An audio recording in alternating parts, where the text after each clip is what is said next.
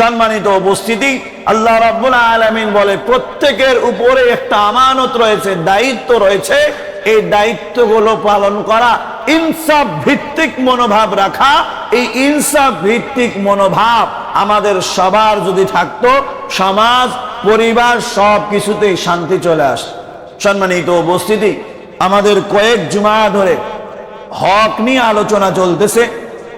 প্রথম জুমায় আলোচনা হয়েছিল মা বাবার হক নিয়ে, এরপরে সন্তানের হক নিয়ে, গত সপ্তাহে আলোচনা হয়েছে স্ত্রীর হক নিয়ে।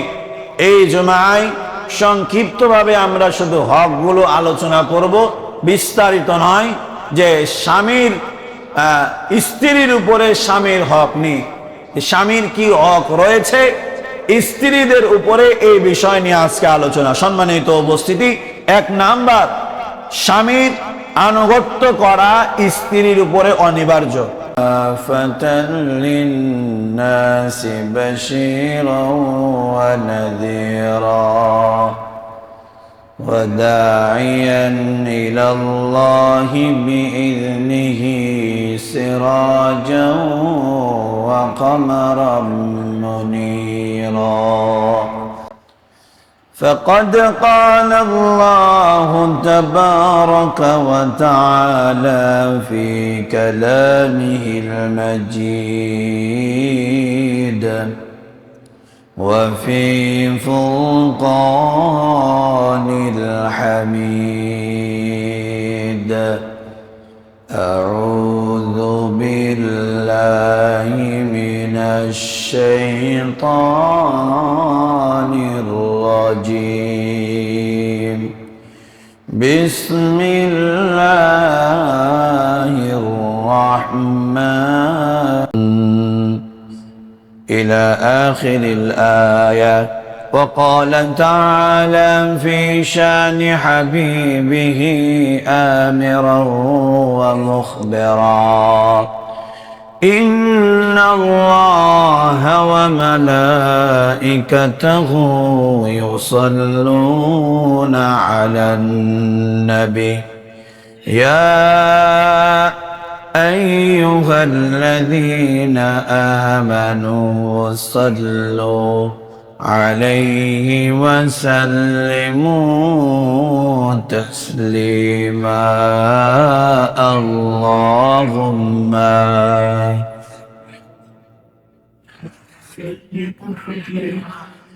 مولانا محمد وعلى آله مولانا محمد। আলহামদুলিল্লাহ, সমস্ত তারিফ ও প্রশংসা সেই মহান আল্লাহ রাব্বুল ইজ্জাতের দরবারে, যে আল্লাহ রাব্বুল আলামিন আমাকে আপনাকে মহব্বত করে ভালোবেসে তার অসংখ্য বান্দার মধ্য থেকে বাছাই করে জুমার দিন শত ব্যস্ততার মধ্য থেকে ফারেক করে আল্লাহ পাক রব্বুল ইজ্জত পবিত্র স্থান মসজিদে কোরআন এবং হাদিস থেকে কিছু বলার এবং শোনার সুযোগ, তৌফিক, পরিস্থিতি দান করলেন।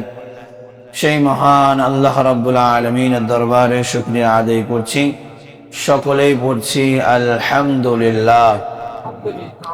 লক্ষ কোটি দুরূদ ও সালাম বর্ষিত নবী কুল শিরোমণি আকা নামদার তাজদার মদিনা দুলাল আমিনা আহমদ মজদবা মুহাম্মদ মুস্তাফা সাল্লাল্লাহু আলাইহি ওয়াসাল্লামের প্রতি সকলের সমস্যারে মহব্বতে পড়ছি সাল্লাল্লাহু আলাইহি ওয়াসাল্লাম। সম্মানিত উপস্থিতি, আল্লাহ রাব্বুল আলামিন কালামে হাকিমের মধ্যে বলছেন, আমি আল্লাহ রাব্বুল আলামিন পৃথিবীতে মানব জাতিকে পাঠিয়েছি আমার ইবাদত করার জন্য। আল্লাহ রাব্বুল আলামিন বলেন, ওয়ামা খালাকতুল জিন্না ওয়াল ইনসা ইল্লা লিয়াবুদুন। আল্লাহ রাব্বুল আলামিন বলে, আমি আল্লাহ পৃথিবীর বুকে জিন এবং ইনসান, জিন এবং মানুষকে আমি আল্লাহ পাঠিয়েছি ইল্লা লিয়াবুদু, শুধুমাত্র আমার ইবাদত করার জন্য। আল্লাহ রাব্বুল আলামিন দুনিয়াতে আমাদেরকে পাঠালেন ইবাদত করার জন্য, কিন্তু আমরা মানুষ যে উদ্দেশ্যে আল্লাহ পাঠাইছে সেই উদ্দেশ্য ভুলে গিয়ে শয়তানের পদাঙ্ক অনুসরণ করছি। আল্লাহ রাব্বুল আলামিন বললেন যে আমি আল্লাহ রাব্বুল আলামিন মানব জাতিকে পাঠিয়েছি তার ইবাদত করার জন্য। এই জায়গায় প্রশ্ন আসে যে আল্লাহ রাব্বুল আলামিন তো বলছেন যে ইবাদত করার জন্য পাঠালেন, তাহলে ইবাদত করার জন্যই যদি পাঠিয়ে থাকে তাহলে আমাদেরকে কেন কষ্ট করে উপার্জন করে পেট পূরণ করা লাগে? আল্লাহ রাব্বুল আলামিন আমাদেরকে তো ইবাদত করার জন্যই পাঠালেন, তাহলে মা বাবা স্ত্রী সন্তান এতগুলো দায়িত্ব কেন আমাদের তাদের উপরে দিয়ে দিলেন? যদি ইবাদত করার জন্যই হতো তাহলে মুসা আলাইহিস সালাতু ওয়াস সালামের কওমদেরকে তো জান্নাত থেকে খাবার দেয়া হতো, মান্না ওয়া সালওয়া, জান্নাত থেকে তাদের খাবার আসতো। তো আমাদেরকেও তো এমন করতে পারতো যে জান্নাত থেকে খাবার আসবে, বাকি সময়টুকু ইবাদত করা। আল্লাহ বললেন ইবাদত করার জন্য পাঠিয়েছি, কিন্তু সাথে পেট নামক একটা বাক্স দিলেন। এই পেটের জন্যই তো কেউ ঘুষ খায়, কেউ সুদ খায়, কেউ গুনার পথ বেছে নেয়। এই আত্মীয়তার সম্পর্কের জন্যই তো কেউ কেউ গুনার পথ বেছে নেয়। শুধুমাত্র এই আত্মীয়তা আর এই পেটের জন্যই তো আমাদের আজকে দুরবস্থা। ঘরের বিবি যদি ভালো না হয়, ঘরের বিবি যদি আল্লাহওয়ালা না হয়, সন্তান গুলো যদি আল্লাহওয়ালা না হয়, সন্তান যদি প্রকৃত সন্তান না হয়, বাবার অল্প উপার্জন দিয়ে আর হয় না, ওই বাবাকেও গুনার পথ এই পরিবারের আত্মীয়র কারণেই বেছে নিতে হয়। আল্লাহ রাব্বুল আলামিন বলছেন ওমা খলাকতুল জিন্না ওয়াল ইনসা ইল্লা লিয়াবুদুন, আমি আল্লাহ রাব্বুল আলামিন তোমাদেরকে দুনিয়ায় পাঠিয়েছি ইবাদত করার জন্য। তাহলে এই সমস্ত বিষয়গুলো কেন জড়িয়ে গেল? আল্লাহর রাসূল সাল্লাল্লাহু আলাইহি ওয়াসাল্লাম হাদিস শরীফের মধ্যে বলেন আল্লাহ রাব্বুল আলামিনের যে বিধান রয়েছে, আল্লাহর যা হুকুম রয়েছে, এই হুকুমগুলো পালন করা। নিজের সন্তানের ভরণ পোষণের দায়িত্ব বাবার, বাবা তার সন্তানের ভরণ পোষণের দায়িত্ব পালন করবে। স্বামীর উপরে বর্তায় তার স্ত্রীর ভরণ পোষণ, স্বামী তার স্ত্রীর ভরণ পোষণ করবে। বালেগ সন্তান যখন তার মা বাবা বার্ধক্যে পৌঁছায় যায়, এই সন্তানের দায়িত্ব তার মা বাবার দেখাশোনা করা, এটা তার দায়িত্ব। আল্লাহর রাসূল সাল্লাল্লাহু আলাইহি ওয়াসাল্লাম বলেন কোন ব্যক্তি আল্লাহর সব হুকুম যদি মেনে নেয়, সে তার পরিবারকে দেখাশোনা করে, সন্তান দেখাশোনা করে, স্ত্রী তার দায়িত্ব, মা বাবা তার দায়িত্ব, এই দায়িত্ব আল্লাহর পক্ষ থেকে আসা, এইটা যদি মনে করে সে জীবন চালায়, আল্লাহর রাসূল বলে তার প্রত্যেকটা ক্ষেত্রেই ইবাদতের সওয়াব আল্লাহ লিখে দেয়। তার মানে আল্লাহ রাব্বুল আলামিন যে বললেন ওমা খলাকতুল জিন্না ওয়াল ইনসা ইল্লা লিয়াবুদুন, এর মানে এটাই যে আমি আপনি আমার আপনার উপরে আল্লাহ প্রদত্ত যে বিধানগুলো, যে হুকুমগুলো, যে দায়িত্বগুলো দেয়া আছে, এই দায়িত্বগুলো পালন করলেও সর্বক্ষণ ইবাদতের যে সওয়াব, সেই সওয়াব আল্লাহ আমলনামায় লিখে দেন। বলুন না সুবহানাল্লাহ। শর্ত আল্লাহ রাব্বুল আলামিনের বলে দেওয়া হুকুমের মধ্যে রাসূল করিম সাল্লাল্লাহু আলাইহি ওয়াসাল্লামের দেখানো পথ অনুযায়ী হওয়া লাগবে, এর বাইরে হওয়া যাবে না। আল্লাহ রাব্বুল আলামিন কালামে হাকিমের মধ্যে বলেন ইন্নাল্লাহা ইয়া'মুরুকুম আন তুআদ্দুল আমানাতি ইলা আহলিহা وَإِذَا حَكَمْتُمْ بَيْنَ النَّاسِ أَن تَحْكُمُوا بِالْعَدْلِ আল্লাহ রাব্বুল আলামিন বলেন ইন্নাল্লাহা ইয়া'মুরুকুম আন তুআদ্দুল আমানাত, আমি আল্লাহ যে আমানতগুলো তোমার উপরে দিয়েছি, আমি আল্লাহ যে দায়িত্বগুলো তোমার উপরে দিয়েছি, এই দায়িত্বগুলো যথাযথ পালন করা। যে আমানত তোমার কাছে দেয়া আছে, এই আমানতটাকে সুন্দরভাবে এই আমানতের যে মালিক তার কাছে পৌঁছায়া দেওয়া। তার মানে মুহাদ্দিসিনগণ ব্যাখ্যা করেন, আপনাকে আল্লাহ কন্যা সন্তান দিয়েছে, এই কন্যা সন্তানকে সুন্দরভাবে লালন পালন করে এরপরে এই কন্যা সন্তানকে তার স্বামীর কাছে ওইভাবেই উপস্থাপন করা যেইভাবে তার স্বামী প্রাপ্য ছিল। একজন পুরুষকে এমন ভাবে বড় করা যেইভাবে বড় করলে আপনার সন্তানকে বিয়ে দিলে তার স্ত্রী তার স্বামীকে যেইভাবে পাওয়ার দরকার ছিল এইভাবে পেয়েছে। আল্লাহ রাব্বুল আলামিন বলে, ইন্নাল্লাহা ইয়া'মুরুকুম আন তুআদ্দুল আমানাত ইলা আহলিহা। আমি আল্লাহ যে দায়িত্ব দিয়েছি দায়িত্ব পালন করো। এরপরে আল্লাহ রাব্বুল আলামিন বলেন, ইন্নাল্লাহা ইয়া'মুরুকুম আন তুআদ্দুল আমানাতি ইলা আহলিহা ওয়া ইযা হাকামতুম বাইনান নাসি আন তাহকুমু বিল আদল। এই দায়িত্ব পালন করার পরে ইনসাফ ভিত্তিক মনোভাব রাখবে। তুমি বেশি নিবা, তোমার কাছে বেশি আসবে, ইনসাফ ভিত্তিক যেন তোমার মনোভাব হয়। এই অবস্থা তোমার জীবনে তৈরি করা লাগবে।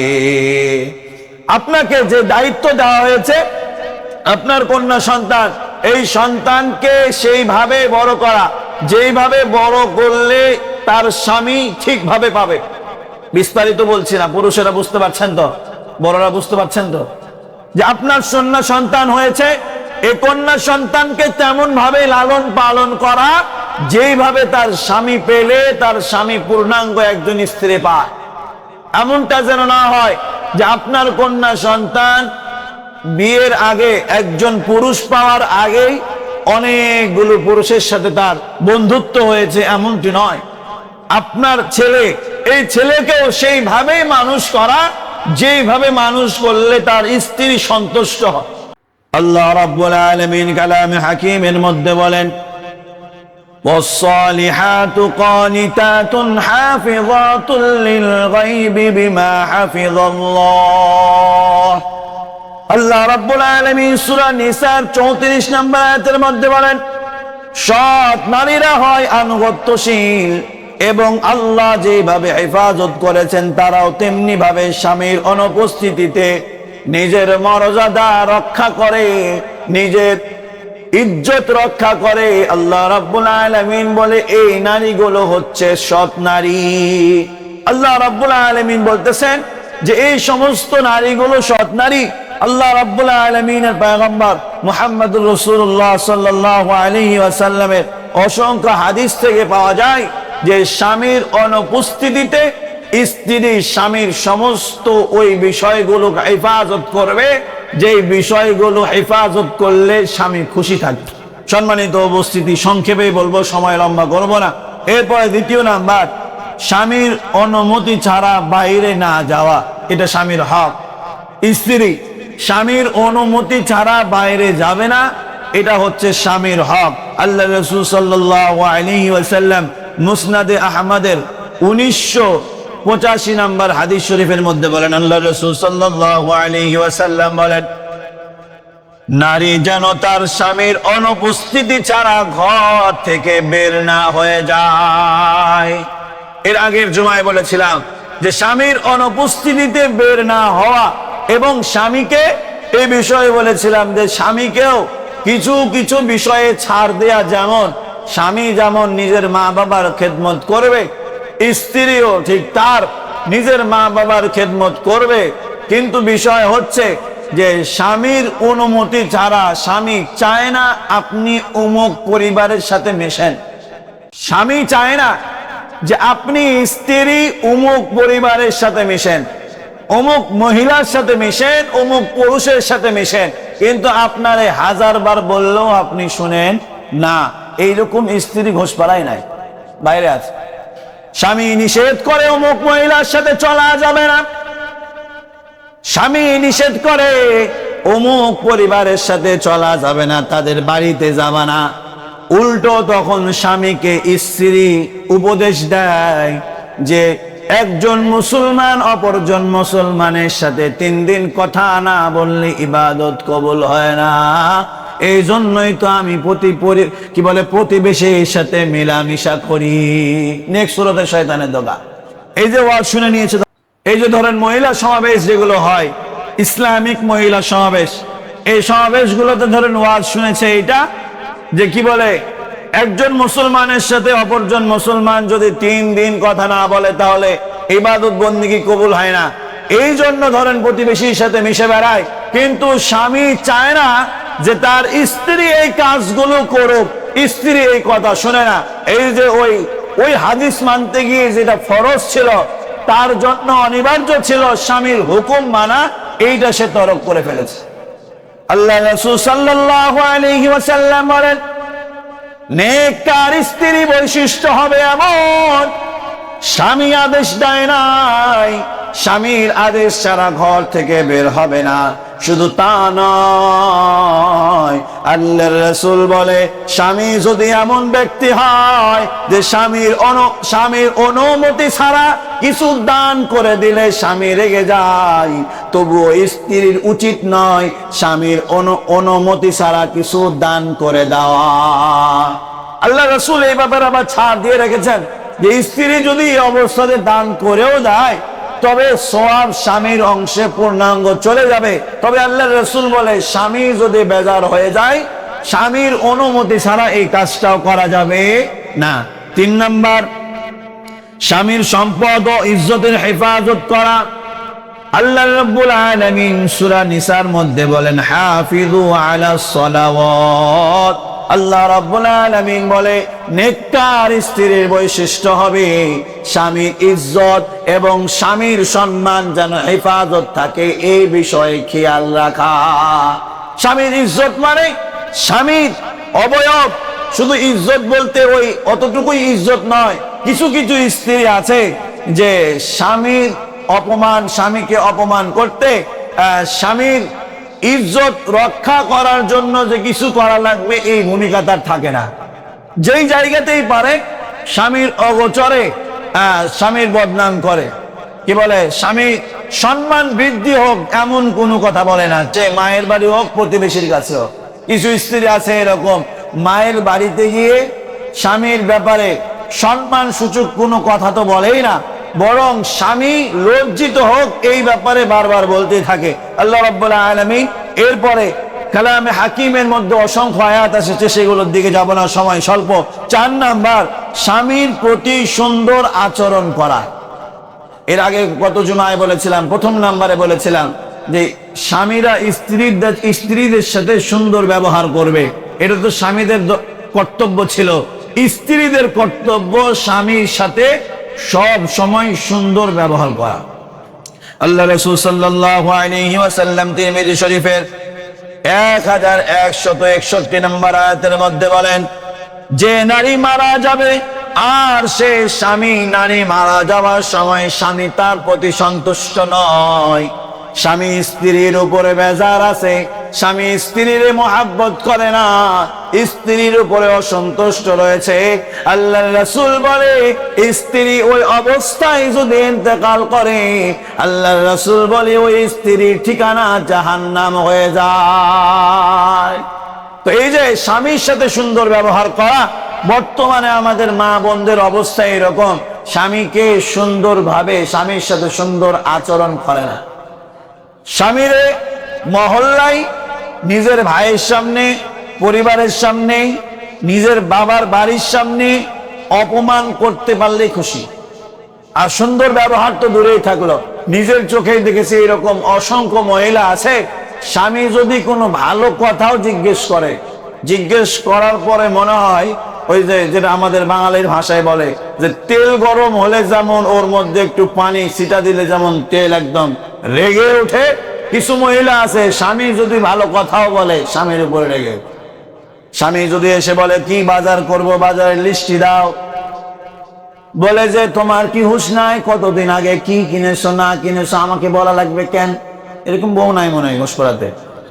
সুন্দরভাবে জিজ্ঞেস করেছে কি কি লাগবে বলো, বলে যে তোমার কি উষ্ণা কি বাজার করেছো না করেছো তুমি জানো না, এখন আমাকে জিজ্ঞেস করছো? শুধু তা নয়, এইরকম আবার দজ্জাল মার্কা মহিলা আছে, স্বামী বাইরে কাজ করে দুপুর বেলা খাবার জন্য এসেছে, খাবার খেতে আসবে, এর আগে গোসল করার জন্য নদীতে যায়, স্ত্রীর জিজ্ঞেস করে আজকে কি রান্না করেছো?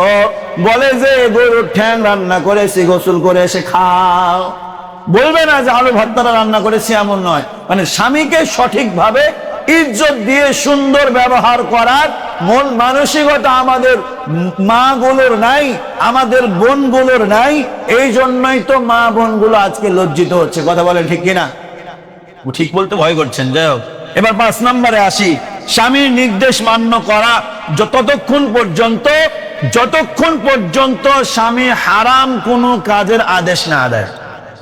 আল্লাহ রাসূল সাল্লাল্লাহু আলাইহি ওয়াসাল্লাম তিরমিজি শরীফের 1159 নম্বর হাদিসের মধ্যে পাওয়া যায়, যে হাদিসটা আমরা সবাই শুনে থাকি। আল্লাহর রাসূল বলেন, আল্লাহর রাসূলের একজন সাহাবী মুআজ ইবনে জাবাল রাদিয়াল্লাহু তাআলা আনহু ইয়ামান দেশে সফর করতে গেলেন।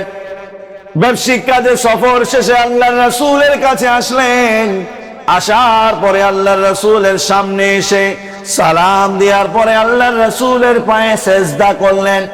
আল্লাহর রাসূল জিজ্ঞেস করলেন, রে মুআজ, এমন আচরণ তুমি কিসের জন্য করলা? মুআজ ইবনে জাবাল ডাক দিয়ে বলে, ইয়া রাসূলুল্লাহ, ইয়ামানে দেখেছি কিছু মানুষ তাদের ধর্মীয় নেতা যে তারে সেজদা করতেছে, তাদের এলাকার যে মোড়ল বা নেতা তারে সেজদা করে কেন? সম্মান সুযোগ সিজদা তারা দেয়। আল্লাহর রাসূল মুআজকে ডাক দিয়ে বলে, রে মুআজ, আমার পায়ে সেজদা দেয়া আল্লাহ হুকুম দেয় নাই, আমার পায়ে সেজদা দেয়া হারাম, চাই সম্মান সূচক হোক অন্য কিছু যাই হোক না কেন।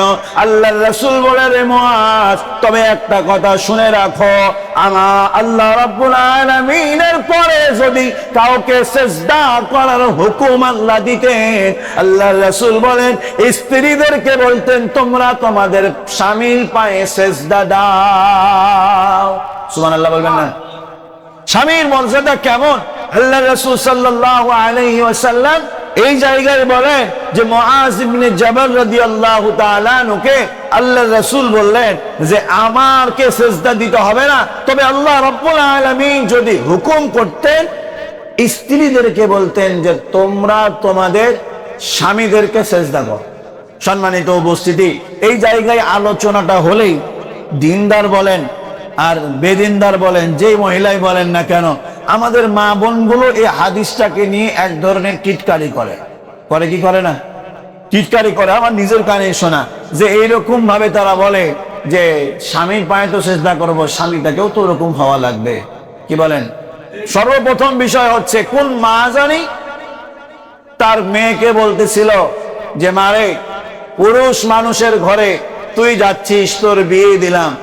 পুরুষ মানুষ হচ্ছে বন্য ঘোড়ার মতো, এই বন্য ঘোড়াকে যেমন পিটায়া অস্ত্র দিয়ে এই বন্য ঘোড়াকে যেমন লাগাম লাগানো যায় না, অস্ত্র দিয়ে যেমন বন্য প্রাণীকে শিকার করা যায় না, এই পুরুষ বন্য ঘোড়াকে শিকার করতে হলে মোহাব্বত দিয়ে ভালোবেসে যদি বন্য ঘোড়াকে শিকার করা যায়, কয়েকদিন পরে এই বন্য ঘোড়া, যে ঘোড়া মালিকের জীবন নিতে কিঞ্চিত পরিমাণ দ্বিধা করত না, এই বন্য ঘোড়া কিছুদিন পরে মোহাব্বত পেয়ে যাওয়ার কারণে, ভালোবাসা পেয়ে যাওয়ার কারণে যুদ্ধের ময়দানে হাজারো গুলি হাজারো তীর যদি তার সামনে চলে, মুনিব যদি তার গায়ের উপরে থাকে, ওই যুদ্ধের ময়দানে ঝাঁপাইতেও কিঞ্চিত পরিমাণে দ্বিধা করে না। কথা বলেন ঠিক কিনা?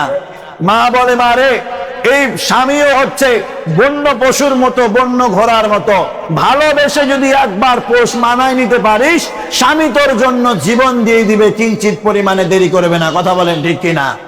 কিন্তু বিষয় হচ্ছে স্ত্রীরও তো সেই রকম মহাব্বতটা দেওয়া লাগবে বিয়ের আগেই। এখনকার যুগে যে দেখছি অবস্থাটা এরকম, বিয়ের আগেই মেয়েদের কান পরা দেওয়া হয়, খবরদার স্বামীর কাছে কখনো নত হবি না। আমাদের কম আছে নাকি? আমাদের কম নাই। স্বামীর কাছে নত হওয়া যাবে না, স্বামীর কাছে নিজের মা বাবার পরিবারকে নত করা যাবে না। এইটা শিক্ষা দেওয়া হয় মায়ের পরিবার থেকে, মানে মহিলার পরিবার থেকে। এই মেয়ে বিয়ের আগেই মাইন্ডটা এমন হয়ে যায় যে স্বামীর কাছে নত হওয়া যাবে না। কেন? কারণ বিয়ের সময় 1.5 লাখ টাকা একটা মোটরসাইকেল দিয়েছে, টিভি দিয়েছে, কে বলে হলো এই এগুলো দিয়েছে, এগুলো আমি জায়েজ বলছি না, এটা নাও ঠিক না, কিন্তু বিয়েটা দেওয়ার সময় কি আপনার হুঁশ ছিল না? আপনি এই পরিবারে দিচ্ছেন, মেয়েকে আগে থেকে সবক দিচ্ছেন যে স্বামীর কাছে নত হওয়া যাবে না, তো এই পরিবারে নিজের মেয়ের বিয়ে না দিলে হতো না? আপনি ওই রকম মানসিকতা তৈরি রেখেছেন যে আমার মেয়ে হয়েছে মানেই আমাকে বিয়ে দেওয়ার সময় কিছু দেয়া লাগবে। এই মন মানসিকতা থাকার কারণে আল্লাহ তাই ঘটিয়েছে আপনার। আমি আমার নিজের জীবনের কথা বলছি যে আল্লাহ রাব্বুল আলামিনের উপরে যদি কেউ ভরসা করে, সে যেইভাবে চায় আল্লাহ সেইভাবেই করায়। আল্লাহ রাব্বুল আলামিন বলেছেন, মাইয়াত্তাকিল্লাহা ইয়াজআল লাহু মাখরাজা ওয়া ইয়ারযুকুহু মিন হাইসু লা ইয়াহতাসিব। বান্দা যদি আল্লাহর উপরে ভরসা রাখে, এমন জায়গা থেকে আমি আল্লাহ রিজিক দিব যে সে কোনোদিন চিন্তাও করতে পারে না। বলুন না সুবহানাল্লাহ। মানে আমি আমার অভিজ্ঞতার আলোকে এই জন্যই বলছি, আমরা আজকে 2 ভাইরা এক জায়গায় আছি, এই যে বসে আছি আমার মতো দেখতে, এটা আমার ভাইরা। আমার শ্বশুর আমার শালীর বিয়ের আগে আমার শ্বশুর অসুস্থ হয় রাজশাহী মেডিকেলে, আমার ভালো মতো মনে আছে। রাজশাহী মেডিকেলে বসে আমি শ্বশুরকে বলছিলাম যে আমার বিয়েটা তো কোন রকম হয়ে গেছে, কিছুই লাগেনি, তো আমার শালীটা তো আছে, বিয়ে দিতে হবে, কিছু টাকা পয়সা জড়ো করেন, বিয়ের সময় কিছু না কিছু তো খরচ হবে। ওই ব্যক্তি তখন বলেছিল যে আল্লাহ মেয়ে দিয়েছে, আমার 1 টাকাও খরচ হবে না, আল্লাহ দিয়েছে, সম্মানের সাথে আল্লাহ নিয়ে যাবে। আমিও কিঞ্চিত কোনো টাকা নিইনি, আমার ভাইরাও কিছু নাই। তো এই যে তাওয়াক্কুল, আমরা সবাই চিন্তা করতাম যে আমারটা কোনো মতো তো হয়ে গেল, আমার শালীরটা কি হবে, কিছু না কিছু তো দেয়া লাগবে। হ্যাঁ, দিয়েছি বিয়ের সময়, ওই সময় হাতে ঘড়ি পরে আছে একটা 1300 টাকা দামের কি 1200 টাকা দামের, এতটুকুই, তাছাড়া আর কিছুই না। তো এই যে যার যেমন তাওয়াক্কুল থাকে আল্লাহর প্রতি, আল্লাহ তারে তেমনটাই দিয়ে দেয়। আপনি মেয়ের ঘরে, এই যে এখন বর্তমান যুগের অবস্থা, আমার নিজের মা বোন আমারে বলে 2টা মেয়ে হয়ে গেছে, কিছু টাকা জমা কর, কারণ বিয়ের সময় তো বিদায় তো দেওয়া লাগবে। তো যে যেমন চিন্তা করে আল্লাহ তারই তেমনটা দেয়।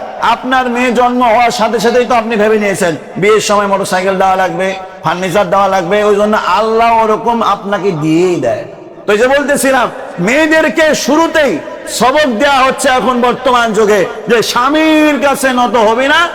তোর বাপের কিন্তু কম নাই, আছে বাড়িতে 2টা বালিশ আর একটা কাঁথা, কিন্তু গরমের আবার শেষ নাই। সম্মানিত উপস্থিতি, বলতেছিলাম আলোচনা লম্বা হয়ে যাচ্ছে যে স্বামীর নির্দেশ মান্য করা লাগবে ততক্ষণ পর্যন্ত যতক্ষণ হারাম কোনো কাজের আদেশ না দেয়। আল্লাহ রাসূল সাল্লাল্লাহু আলাইহি ওয়াসাল্লাম হাদিস শরীফের মধ্যে বলেন, স্বামী যদি কোনো আদেশ দেয় কেমন ভাবে পালন করবে। আল্লাহ রাসূল বলেন, এক পাহাড় থেকে আর এক পাহাড় যদি স্বামী স্ত্রীরে বলে এই পাহাড় থেকে পাথর নিয়ে কাঁধের উপরে আর এক পাহাড়ে তোমার যাওয়া লাগবে, আল্লাহ রাসূল বলে স্বামীর এই আদেশটাও স্ত্রীর পালন করা লাগবে। আল্লাহ রাসূল বলে শুধু তা নয়, এই আদেশ পালন করতে গিয়া স্ত্রীর ঘাড়ে যদি কালশিরা পড়ে যায়, রক্ত জমে যায়, আল্লাহ রাসূল বলে স্ত্রীর উচিত হচ্ছে স্বামীর আদেশ পালন করার জন্য এই কালশিরা পড়ে গেল, এই দায়িত্ব তারে পালন করা লাগবে। সুবহানাল্লাহ। ভাই বলেন, স্ত্রীর দায়িত্ব এইটা যে স্বামী আদেশ করেছে, তার যতই কষ্ট হোক না কেন আদেশ পালন করা লাগবে। দুঃখ আর পরিতাপের বিষয়, আমাদের পরিবারগুলো স্ত্রী যদি বলেন আমার মা বাবার বয়স হয়ে গেছে, বয়স হয়ে যাওয়ার কারণে একটু বেশি কথাবার্তা বলে, রাগ দেখায়, একটু ধৈর্য ধরে থাকিও। স্ত্রী উত্তরে দেয়, কতদিন ধৈর্য ধরে রাখা যাবে? উত্তর দেয় না এরকম। স্ত্রী উত্তর দেয়, কতদিন ধৈর্য ধরে থাকা যায়? তোমার মায়ের কথা সহ্য করা যায় না, তোমার বাবার কথা সহ্য করা যায় না। বর্তমান যুগে দেখি টেলিফোন হয়ে যাওয়ার কারণে মা গুলোর অবস্থা এমন হয়ে গিয়েছে, থাকে হচ্ছে ছেলের বাড়িতে 24টা ঘন্টা মেয়েকে ফোন দিয়ে খোঁজ খবর নেয়। শুধু খোঁজ খবর নেয় এমনটি নয়, মেয়েরে বলে তোর শাশুড়ি কি করতেছে? বলে নাস্তা বানিয়ে দিয়েছিলাম। এত সকাল সকাল কেন? বলে আমার শাশুড়ি সকাল সকাল নাস্তা খায়। বলে এত মাথায় উঠাস না, 2 দিন পরে দেখবি আরো তোরে চেপে বসেছে। এমন শাশুড়ি এলাকাতে নাই। সম্মানিত উপস্থিতি, আমাদের এইরকম অবস্থা দেখা যাচ্ছে। তো বলতেছিলাম, স্ত্রীর উপরে কর্তব্য, স্বামী যদি কোনো আদেশ করে এই আদেশ পালন করা হারাম না হলে স্ত্রী এটা অনিবার্য। এখন এইটার মধ্যে এইটা ঢোকায়েন না। অনেক মা বোন আবার প্রশ্ন করে, আমার স্বামী পছন্দ করে আমি পর্দা করব না, বুঝছেন, আমার স্বামী পছন্দ করে আমি যেন পর্দা না করি, এই জন্য আমি পর্দা করি না। আমার স্বামী পছন্দ করে আমি ভুরু ফ্ল্যাগ করি, এই জন্য আমি করি আমার স্বামীকে খুশি করার জন্য। কিন্তু আল্লাহ তার উপরে নারাজ। ওয়াজ শুনে এতটুকুই বুঝে স্বামীকে খুশি করা লাগবে, এই জন্য ভুরু ফ্ল্যাগ করে, পর্দা করে না।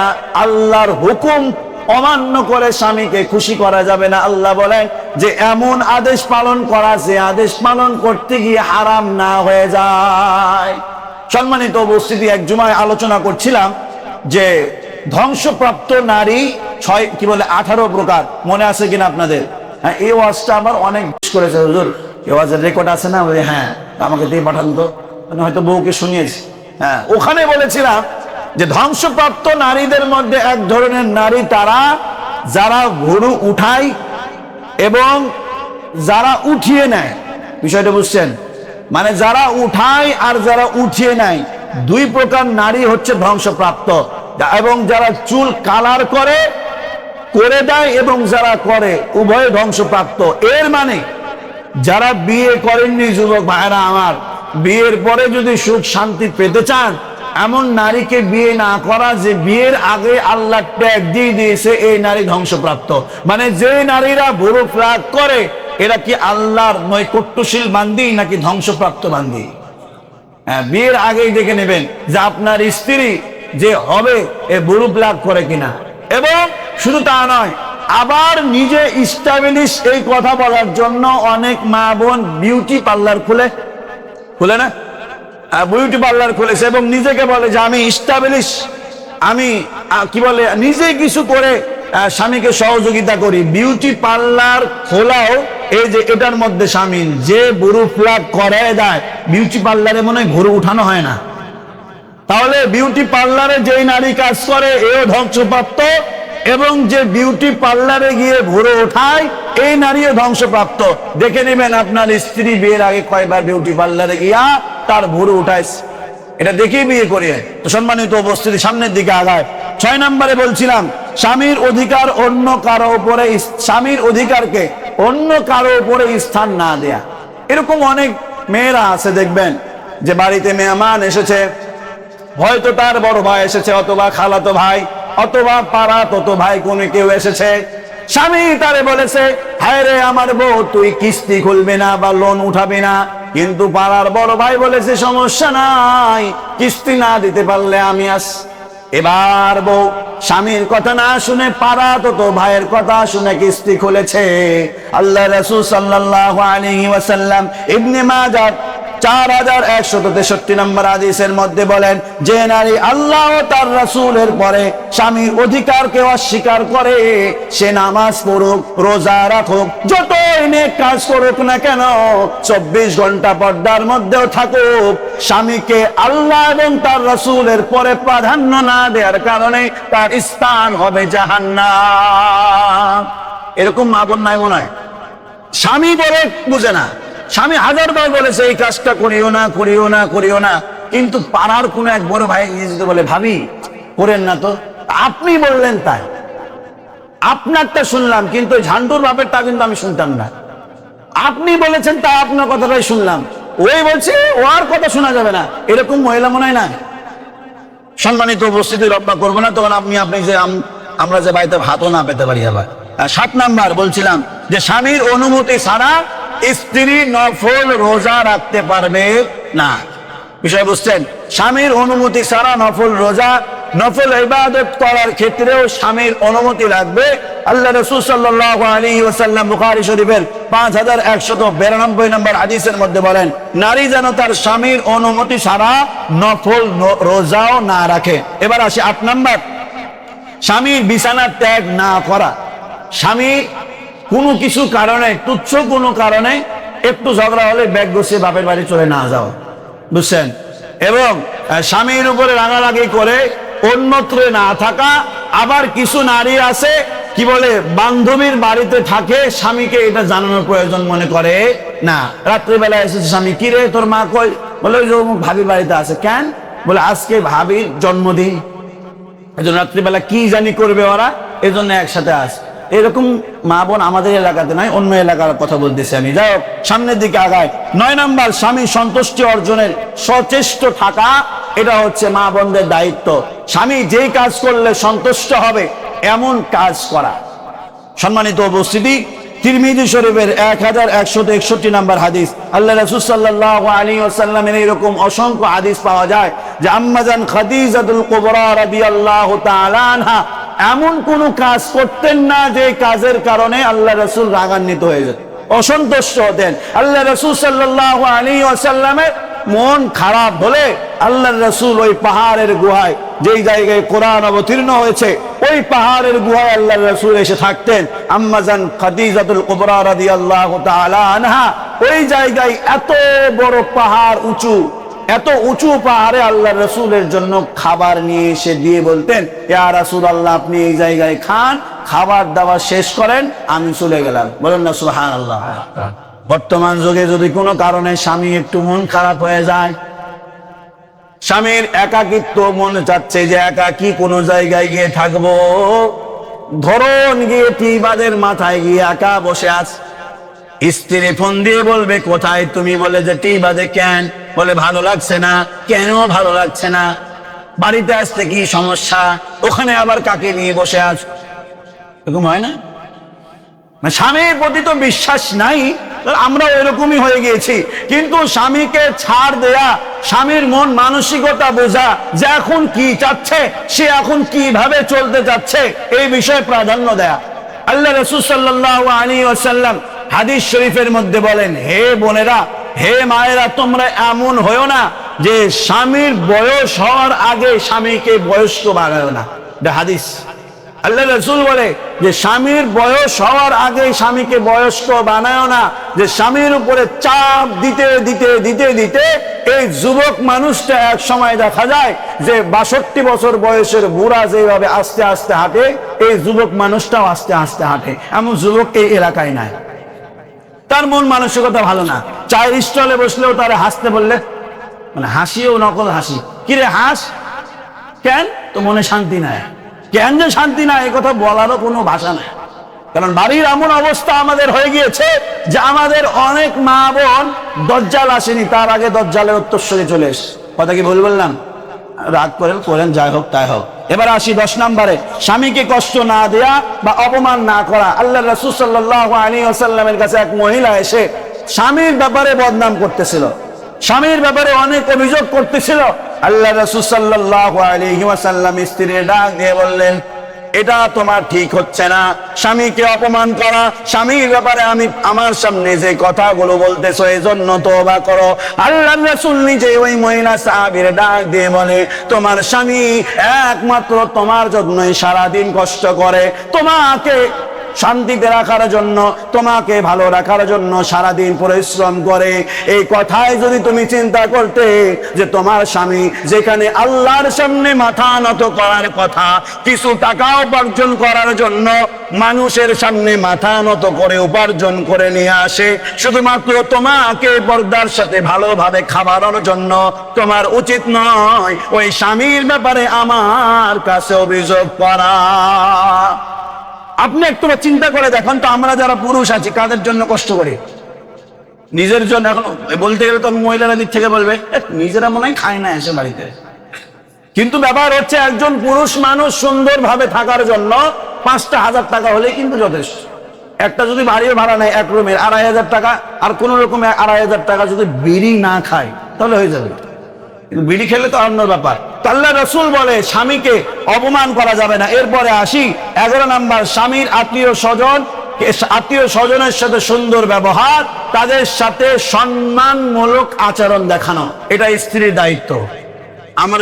আমাদের স্ত্রীগুলো এমন অবস্থা, মায়ের বাড়ি থেকে যদি মেহমান আসে খুব খুশি, আর যদি স্বামীর বাপের বাড়ি থেকে মেহমান আসে আগে জিজ্ঞেস করে কয়দিন থাকবে। এরকম হয় না মনে আপনাদের? যাই হোক, আর সময় নিলাম না, সামনের দিকে আগায়। স্বামীর সন্তানের প্রতি যত্নশীল হওয়া। স্বামী যেহেতু ইসলাম ধর্মে স্বামীর পরিচয়, বাবার পরিচয় সন্তান বড় হয়। স্ত্রীর উচিত আপনার বিয়ে করেছে এই সন্তানকে সুন্দরভাবে লালন পালন করে বড় করা, এই সন্তানের সর্বাধিক খেয়াল রাখা, সন্তানের সামনে উল্টা পাল্টা ভাষায় গালি না দেয়া। বুঝলেন? আমাদের মা বোনগুলোর মুখের জবান এইরকম। আমার কি আর বলবো, ভিডিও চোখ, আমার নিজের বোনকেই দেখি, আমার ভাগ্নিকে ওটার বাচ্চা বলে গালি দেয়, এটার বাচ্চা বলে গালি দেয়। এটা কি ঠিক করে? এই যে আপনার নিজের সন্তানকে আপনি গালি শিক্ষা দিচ্ছেন, বড় হওয়ার পরে এটাই হবে স্বাভাবিক। তো এই যে মায়ের খেয়াল রাখা, এমন শব্দ চয়ন না করা যে শব্দগুলোর কারণে সন্তানের বড় হওয়ার ক্ষেত্রে, শিক্ষার ক্ষেত্রে ভাষাগত সমস্যা হয়, দুঃখ আর পরিতাপের বিষয়। এই যতই ওয়াজ করেন, আমাদের এলাকায় বা আমাদের সমাজে এমন কিছু মা খালা আছে, তাদেরকে আপনি জীবনেও বুঝাতে পারবেন না যে আমাদের বর্তমান যুগে আমাদের সন্তানগুলোর সামনে কুরুচি সম্পূর্ণ শব্দগুলো না প্রয়োগ করা। আপনি যতই বলেন, ওই ঘুরে দেখবেন ছেলেদের সামনে খারাপ শব্দ দিয়ে তাদেরকে ডাকবে, খারাপ ভাষা তাদের সামনে বলবে, বলতে গেলে বলবে যে কি এমন খুব ভালো তো ছেলে হয়ে গেছে, এরকম। তো এইরকম না করা, সর্ব অবস্থাতেই নিজের সন্তানের প্রতি যেমন খেয়াল রাখবো, প্রতিবেশী সন্তানের প্রতিও খেয়াল রাখবো আমরা। সম্মানিত উপস্থিতি, 14 নাম্বার, দুনিয়াবি বা দ্বীনি কাজে স্বামীকে সহযোগিতা করা। স্বামী বলে গিয়েছে মসজিদে, কি বলে, 10 বস্তা সিমেন্ট দান করবে। এখন বাড়িতে যে বলছে তোর বাবার বাড়ি থেকে নিয়ে তুই দে, আমার বাড়িতে খাবার নাই আর আপনি 10 বস্তা সিমেন্ট দিয়ে আসলেন, এটা কোন কথা হলো? এরকম না করা, দ্বীনি কাজে স্বামীকে সহযোগিতা করা। এরপরে 15 নাম্বার, স্বামীর অনুপস্থিতিতে শালীনভাবে নিজের ঘরে অবস্থান করা। স্বামী নাই এমন যেন না হয় যে এলাকার সব যুবকগুলো খবর পেয়ে গেছে আজকে ঝন্টু নাই রে, ঝন্টুর বউ বাড়িতে একা আছে, একবারে। এখন আপনিও ভাবে প্রিপারেশন নিয়ে আসেন যে এলাকার ভাইগুলো আসবে, তাদের সাথে সুন্দরভাবে কথা বলা লাগবে। এই এলাকার কথা বলছি না, অন্য এলাকায় এরকম থাকতে পারে। রাসূলের হাদিস, এই অবস্থাতে নিজেকে শালীন রাখা, তার মানে এমন ভাবে নিজেকে উপস্থাপন করা দ্বিতীয়বার যেন আর কোনোদিন আপনার বাড়িতে না আসে। ফোন রিসিভের ক্ষেত্রেও মহিলারা যখন ফোন রিসিভ করবে কোনো আনওয়ান নাম্বার থেকে, মানে আননোন নাম্বার থেকে যদি ফোন আসে, ফোনটা রিসিভ করবে এমন কর্কশ ভাষায় যাতে করে ওই পুরুষ দ্বিতীয়বার আর ফোন দেওয়ার সাহস না পায়। নাহলে এমনটি নয় যে এমন মধু দিয়ে আপনি একবার বলে দিলেন ভাইয়া, ওদিকে তো একদম আকাশ পাতাল এক হয়ে গেছে, এরকম করা যাবে না। এরপরে আসি 16 নাম্বার, স্বামীর জন্য দোয়া করা, স্বামীর সাথে সহানুভূতিশীল আচরণ দেখানো। সহানুভূতিশীল আচরণ মানে আল্লাহ রাসূল সাল্লাল্লাহু আলাইহি ওয়াসাল্লামের লম্বা হাদিস রয়েছে, স্বামীর সাথে সহানুভূতিশীল আচরণ মানে স্বামীর উপরে চাপ দিয়ে ঈদের সময় 10,000 টাকা দামের শাড়ি না না। বুঝছেন? স্বামীর এতটুকু অ্যাবিলিটি নাই, স্বামীর যতটুকু পারবে ততটুকুর মধ্যে নিজের চাহিদা রাখা। উমুকের বউ কি নিয়েছে, উমুকের বউ কি পেল, এগুলো না দেখ, নিজের স্বামী কতটুকু দিতে পারবে এতটুকু চাহিদা রাখা। এরপরে আসি 17 নাম্বার, স্বামীর ইন্তেকালের পরে যতটুকু সম্ভব স্বামীর জন্য ইসালে সওয়াব, স্বামীর জন্য সওয়াবমূলক কাজ করা, এটা হচ্ছে স্ত্রীর দায়িত্ব। সম্মানিত উপস্থিতি, গত জুমায় স্ত্রীদের অধিকার নিয়ে আলোচনা হয়েছিল, এই জুমায় স্বামীদের অধিকার নিয়ে আলোচনা হলো। গত জুমায় স্ত্রীদের অধিকার নিয়ে ওয়াজ করার কারণে আমাদের প্রতি সপ্তাহে কোটাতে টাকা ওঠে 2400, 2500 অথবা 2600, গত সপ্তাহে উঠেছে 1800। বুঝছেন? বুঝতে পারেননি? মানে পুরুষেরা বলছে স্ত্রীর অধিকার নিয়ে ওয়াজ করলে ওদের কাছে টাকা লেগে আমরা দিতে পারবো না, এরকম একটা গত সপ্তাহে অবস্থা হয়েছিল। আজকে স্বামীদের হক নিয়ে আলোচনা হলো, 2 বিষয়ে আলোচনা হলো। আল্লাহ রাব্বুল আলামিন আমরা যারা স্বামী রয়েছি তাদেরকে যেন স্ত্রী যেরকম চায় এরকম যেন চলা তৌফিক দেয়। এই জন্য আল্লাহ রাব্বুল আলামিন দোয়া শিক্ষা দিয়েছেন, রব্বানা হাব লানা মিন আজওয়াজিনা ওয়া যুররিয়াতিনা কুররাতা আয়ুন ওয়াজআলনা লিল মুত্তাকিনা ইমামা।